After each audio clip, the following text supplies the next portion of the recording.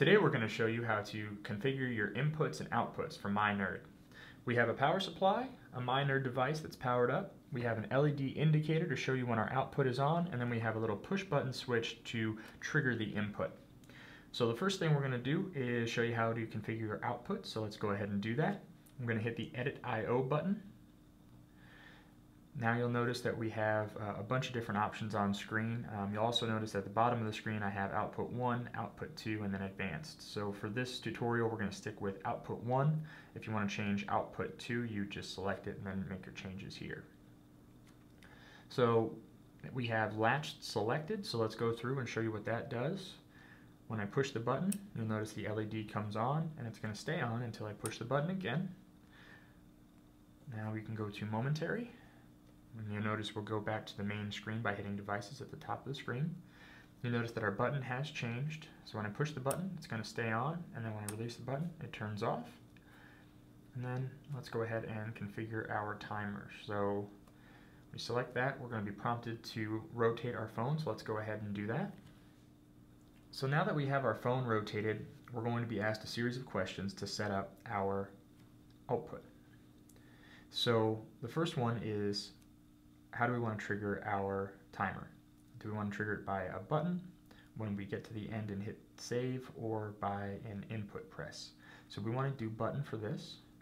Now we have an on delay, so when we push the button it's going to delay for how many hours, minutes, seconds before it turns on. So we want to delay for 1 second and then hit set. Now how long do I want my timer to stay on for? How long do I want it to be on? So I'm going to hit 2 seconds and set that. Now I can select a repeat cycle, and I'm being asked that right here. So for this I'm going to go ahead and select 5 times and hit set. And now, since I did decide that I wanted to repeat the cycle, how long do I want it to stay off for before it turns back on? And this will be different than the original on delay. So I'm going to go ahead and hit 2 seconds there and hit set. So now I have a graphical representation of what I just did. So when I push the button, it's going to delay for 1 second, turn on, stay on for 2 seconds, turn off, stay off for 2 seconds, and then turn back on. It's going to do this 5 times. Now if I want to change anything in this cycle, I can just go ahead and select it right here. So let's say I want to delay for 2 seconds before it turns on, or I want to turn the delay off. I can select that here. So I'm going to turn the delay completely off and hit set. So now you can see that it's, as soon as I hit the button, it's going to turn on, and then it's going to go through this cycle here. So let's hit save at the top of the screen, and then we will rotate our phone again, and then go back to devices, which will take us back to our main screen. And now I'm going to go ahead and hit the button and see if the timer works as I expect it to. So it turns on, and it turns off, and it turns back on. So it works exactly the way we expect it to.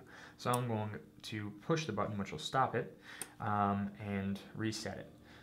So now let's go ahead and show you how the inputs work. To set our inputs up, we're going to select the same Edit I/O button, and then we're going to scroll down, and you'll notice that our inputs are enabled. Now we have status, latched, momentary, and timers. So 3 of the same ones as the outputs, but let's go ahead and select status and show you how that works. So what that's going to do is we have a status bar at the bottom of the screen, actually the bottom of the output of either output. It's very thin, it's a little red line. So what you'll notice is when I push the little button, the line will turn green, and when I release it, it'll go back to red. So this could be used for, let's say, a magnetic switch hooked up to your garage door. When the garage door is closed, the magnetic switch would be triggered, and then you'd see a green line. Obviously, if your garage door was opened, then you would see a red line. So that's a practical application for that.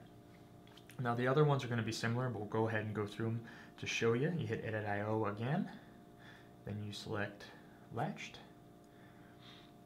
Now when I push the button, it's going to come on and stay on until I push the button again, and then it'll turn off.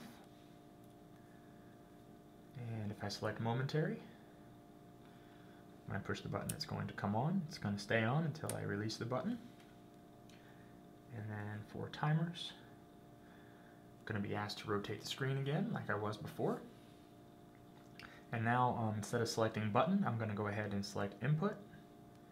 I'm going to, let's see, I'll do a 1 second delay. I'll have it stay on for a second. I'll repeat it twice, and I'll have it turn off for a second. So if I hit save, and then I'm back out and go back up, when I hit the button, it'll trigger the timer. And there it is. So keep checking in. We'll continue to post our tutorial videos and show you how you can take the simple things around your house and make them awesome with my N3rd.